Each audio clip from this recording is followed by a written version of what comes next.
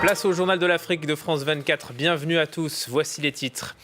Uhuru Kenyatta vainqueur par KO. Le président kényan dépasse les 98% des voix.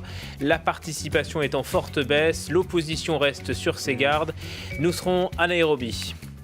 Rués vers l'Institut français d'Alger, des centaines d'étudiants voulaient s'inscrire au test de connaissance du français Sésame pour poursuivre ses études en France. L'afflux a été tel que l'Institut a dû fermer ses portes. Les réactions dans le journal avec Karim Yaoui. Et il faut sauver Tombouctou. La ville malienne veut contenir le Sahara. Le désert avance rapidement et menace le fleuve Niger. Reportage dans un instant. 98,26% des suffrages, Uhuru Kenyatta remporte sans surprise la présidentielle bis. C'est une nouvelle confirmation de la volonté du peuple, dit-il. Son principal rival, Raila Odinga, avait appelé au boycott. L'opposition qui n'entend pas en rester là. Des heurts avec la police ont été signalées après l'annonce des résultats officiels. Clément Bonnereau.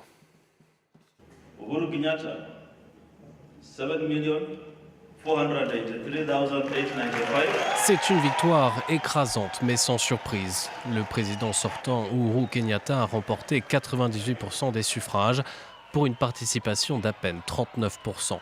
Des chiffres inférieurs de 40% par rapport au scrutin du 8 août, qui s'explique par le boycott de l'opposition et l'annulation du scrutin dans 25 circonscriptions pour raison de sécurité. Dans son discours, Uhuru Kenyatta se veut rassembleur. Il promet d'ouvrir le dialogue avec ses opposants une fois qu'ils auront épuisé toutes les possibilités de recours constitutionnel. Ma victoire aujourd'hui s'inscrit dans un processus qui sera probablement, encore une fois, soumis au test constitutionnel. Je m'y soumettrai, quels qu'en soient les résultats. L'annonce de la victoire d'Uhuru Kenyatta a donné lieu à des célébrations dans plusieurs endroits du pays. Dans les bastions de l'opposition, en revanche, quelques heurts ont éclaté. Certains manifestants ont fait brûler des pneus et des ordures au milieu des routes. Nous ne sommes pas des enfants, nous sommes des adultes. Aujourd'hui, nous n'allons pas dormir. Nous ne dormirons pas tant que nos droits ne seront pas respectés. L'opposition kenyane a désormais 7 jours pour contester les résultats. Certains craignent de nouvelles violences. Une cinquantaine de personnes sont mortes depuis la tenue d'un premier scrutin présidentiel en août dernier, annulé par le Conseil constitutionnel. En direct de Nairobi, on retrouve notre correspondant Bastien Renouille. Bonsoir Bastien, vous vous êtes rendu dans les fiefs de l'opposition et vous avez donc rencontré les partisans de Raila Odinga. Oui, bonsoir Julien. Eh bien oui, nous les avons rencontrés, ces partisans de Raila Odinga. Ils sont particulièrement énervés. La situation est extrêmement tendue dans ces bidonvilles acquis à l'opposition ici à Nairobi. Toute la journée, des centaines de policiers ont quadrillé les bidonvilles de la capitale dans l'attente de l'annonce des résultats. Ils savaient que la situation serait particulièrement dangereuse à ce moment-là. Eh bien, ça n'a pas loupé. À l'annonce des résultats, les rues se sont embrasées. Des dizaines, voire des centaines de supporters de Raila Odinga sont descendus dans les rues, il y a eu des affrontements. Certains ont commencé à jeter des pierres sur les forces de l'ordre qui ont répliqué avec des gaz lacrymogènes et parfois même des tirs à balles réelles. La situation ce soir est toujours très tendue ici dans les bidonvilles de Nairobi.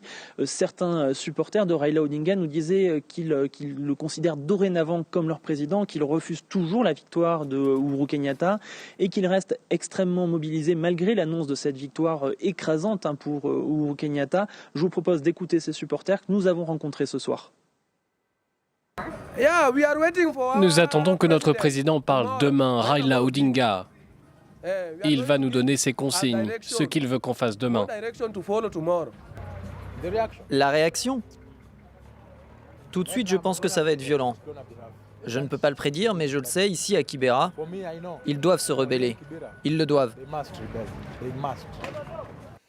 Bastien, la présidentielle est terminée. Quelle suite désormais au Kenya ?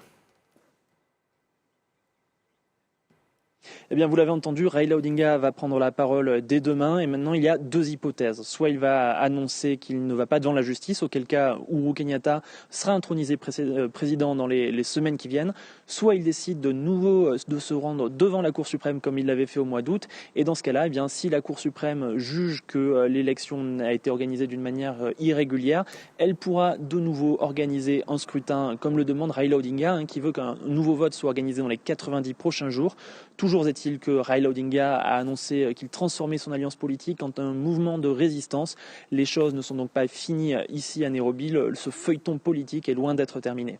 Merci Bastien pour ces éléments en direct de Nairobi. Autre élection présidentielle, cette fois au Libéria. Le second tour est prévu dans 8 jours, mais certains ne digèrent pas le premier tour. C'est le cas de l'actuel parti au pouvoir qui dénonce des fraudes systématiques à grande échelle.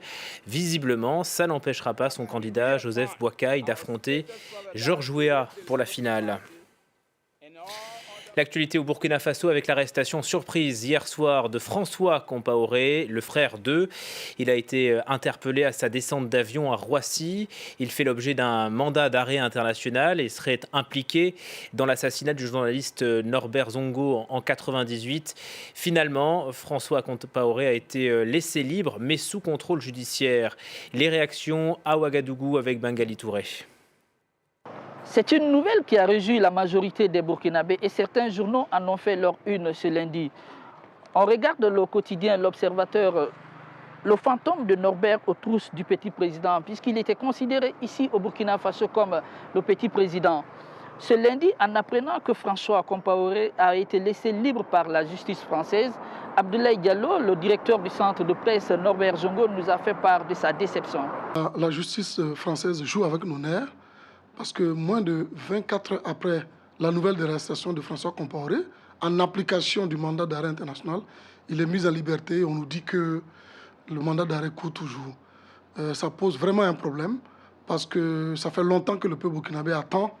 Et avec l'arrestation de François Compaoré, on pensait qu'un grand pas avait été fait dans le dossier. Si les autorités françaises font cette marche arrière, ce n'est pas bon pour la suite. Du côté des autorités judiciaires du Faso, elle a annoncé qu'elle fera une demande officielle d'extradition de François Compaoré à la France. Tous les regards se tournent aujourd'hui vers la justice française à quelques jours de l'arrivée du président Emmanuel Macron ici au Burkina Faso. Une visite qui risque d'être agitée en fonction de ce qu'on pourrait appeler désormais le dossier François Compaoré. Et les autorités burkinabées font savoir ce soir qu'elles demanderont l'extradition de François Compaoré dès ce soir.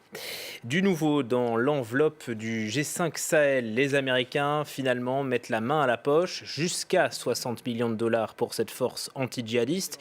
Une fausse bonne nouvelle pour la France très impliquée dans le dossier, car en réalité les États-Unis vont verser des aides bilatérales, ils ne passeront pas par l'ONU. Écoutez le ministre malien des Affaires étrangères. Ceci démontre que l'Amérique n'est pas opposée à cette force, elle y croit, elle apporte sa contribution. La seule discussion que nous avons, c'est de faire en sorte que nous puissions bénéficier d'un soutien qui soit multilatéral, qui soit pérenne, qui soit durable. Et cet objectif, nous allons continuer à le poursuivre. Donc il s'agit, nous remercions pour les 60 millions, mais nous sommes encore loin du compte et nous demandons aux autres pays aussi d'assumer leurs responsabilités et de venir en appui à ce que les États du G5 Sahel ont accompli déjà comme effort initial. C'est l'image du jour. Regardez, l'Institut français pris d'assaut en Algérie. Des centaines d'étudiants ont fait la queue devant l'établissement dimanche. Ils souhaitaient passer le test de connaissance du français. Voilà l'image. Ce test, c'est un examen crucial pour pouvoir suivre une formation en France. D'après plusieurs témoignages, certains auraient même dormi sur place. Mais face à cet afflux record, l'Institut français a dû fermer ses portes. Et ça, Karim Ayaoui, bonsoir. Ça n'a pas plu aux étudiants. Oui, ça n'a pas plu aux étudiants et cet épisode a suscité beaucoup de réactions sur les réseaux sociaux. On a d'abord partagé ces photos qu'on découvre ensemble, des photos qui, quel que soit l'angle de prise de vue, montrent une foule compacte, très nombreux étudiants qui étaient venus donc passer ce test de français qui est un sésame pour faire des études, mais aussi pour simplement pouvoir aspirer à une formation en France. Alors je vous le disais, ça a suscité pas mal de réactions, parfois ironiques, comme celle de Hasni Abidi, qui sur son compte Twitter nous explique que la la langue française se porte bien avec cette foule devant l'Institut français d'Alger.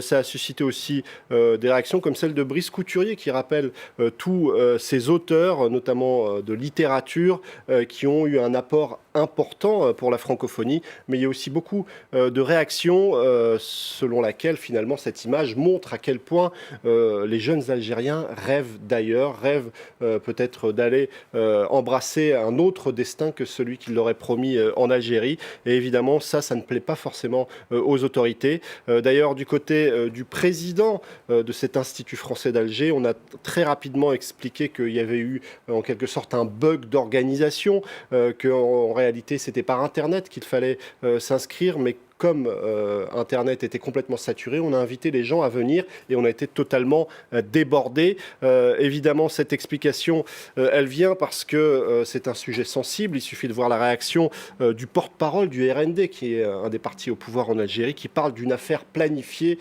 pour salir l'image de l'Algérie. On a eu aussi la réaction du Premier ministre, qui a minimisé cet épisode en soulignant qu'il ne fallait pas voir dans ces images-là la volonté des jeunes Algériens à partir ailleurs, mais simplement une soif de connaissances.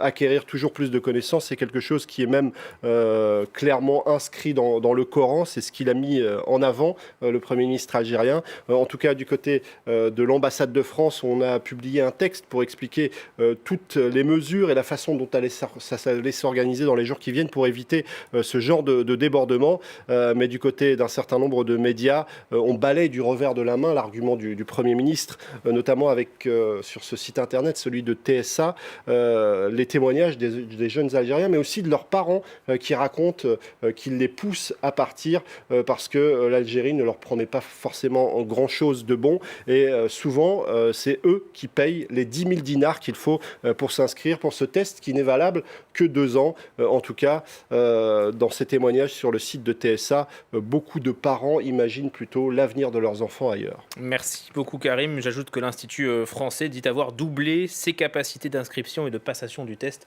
Ça devrait donc s'arranger pour eux. Merci beaucoup Karim. On poursuit notre journal à Tombouctou, en plein Mali. Ce n'est pas un mirage. La perle du désert est menacée par le Sahara. Il avance de 6 mètres par an. Résultat, le fleuve Niger qui traversait jadis la ville recule à un problème écologique et financier. Reportage d'Anthony Fouchard. Tombouctou, c'est la ville aux portes du désert. Le sable brûlant du Sahara se balade partout, mais depuis une dizaine d'années, l'avancée du désert menace dangereusement une autre merveille de la région. En 20 ans, ces langues de sable ont grignoté plusieurs kilomètres de voies navigables sur le fleuve Niger. Si on ne fait rien, on va perdre le fleuve. Pratiquement, le fleuve va tarir parce que ça va s'ensabler. Donc, il n'y aura plus de navigation. Donc, le problème de communication, de transport va se poser. Et également, même les habitations aussi seront menacées. Et d'approvisionnement, j'imagine. Oui, l'approvisionnement, effectivement, parce que quand le fleuve, actuellement, c'est ça la mamelle de Tombouctou, ce fleuve Niger-là. Toutes les marchandises de la région arrivent ici, à Korioumé, à 10 km de Tombouctou. C'est devenu le seul port accessible tout au long de l'année. Pour protéger ce lieu, vital pour l'économie, il faut retenir le sable. Et pour ça, il faut planter. Des arbres qui commencent à pousser tout au long de la dune. Et tous ces arbres-là n'existaient pas avant que nous fassions ces casiers qui permettent de briser le vent, qui empêche le vent de venir avec force et de faire déplacer le sable. Alors, on empêche le sable de se déplacer. Mais comment maintenant faire en sorte que ce sable-là se fixe? Il y a le système biologique qui accompagne cette fois-ci le système mécanique. Là, ça permet carrément au sable de se fixer et de se maintenir. Parce que c'est des herbes et des plantes, d'autres formes d'arbres qui vont pousser. Et c'est avec ces racines qui vont amener aux dunes, au sable là, de se solidifier et de rester sur place. Ce qui veut dire que cette dune ne se retrouvera pas dans le fleuve. Les travaux de fixation semblent porter leurs fruits. La dune a cessé de progresser dans le fleuve et bientôt, les habitants pourront même cultiver sur ces nouvelles parcelles.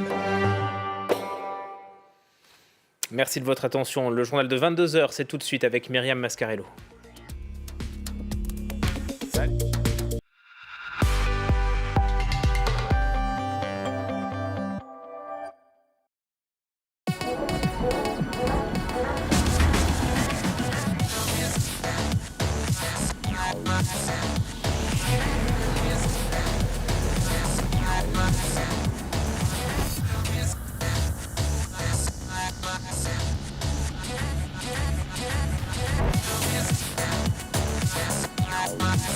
Classe C, Berlino Break, à partir de 399 € par mois, sans apport. Mercedes-Benz, the best or nothing. Avec Kayak, trouvez le vol qui vous convient. Créez une alerte de prix et recevez automatiquement les dernières offres. Rendez-vous sur kayak.fr. Biogarant présente Monsieur D'où ça vient. Monsieur D'où ça vient veut savoir d'où viennent les choses. D'où vient son café? D'où vient son pull? Et même d'où nous venons. Et quand il prend des médicaments Biogarant, il sait qu'ils sont fabriqués essentiellement en France et en Europe. Biogarant, chaque jour, agir pour la santé. Ah, les gâteaux! Ça se glace là? Alors, votre voiture tombera en panne mercredi prochain. C'est pas possible. On peut quand même pas marcher à pied! Quand même. Un imprévu ou un projet à financer, c'est